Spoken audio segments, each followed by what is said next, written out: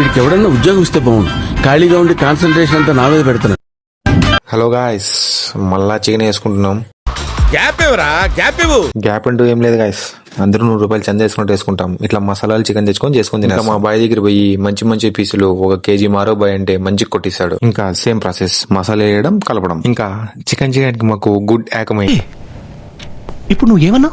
మా అన్నగారు సౌమ్యుడు ఆకీబ్ అని మోటివేట్ చేసి చికెన్ చేపిస్తున్నాం. అన్నగారికి పాస్ట్ పుట్టినప్పటి నుంచి వంట చేయడంలో చాలా ఎక్స్పీరియన్స్ ఉందంట. సో అన్నగారు ఆదేశాలు మేము పాటిస్తూ, మా ఆదేశాలు అన్న పాటిస్తున్నట్టు నటిస్తూ చికెన్ చేస్తూ ఉన్నాం. వాటర్ వేసి మొత్తం గ్రేవీ లాగానే చేయాలి. మామూలు ఫ్రై అయితే ఎవరికి ఒక కోడైనా సరిపోదు. ఫైనల్ గా అలా కొంచెం ఉప్పు వేసి మిగిలిపోయిన చికెన్ మసాలా దానిపైన వేసేసి ప్లేట్ మూసేసి మనం మూసుకు కూర్చోవాలి. ఫైనల్ గా టేస్ట్ చూడండి, మౌన్ ఎక్స్ప్రెషన్ చూడండి.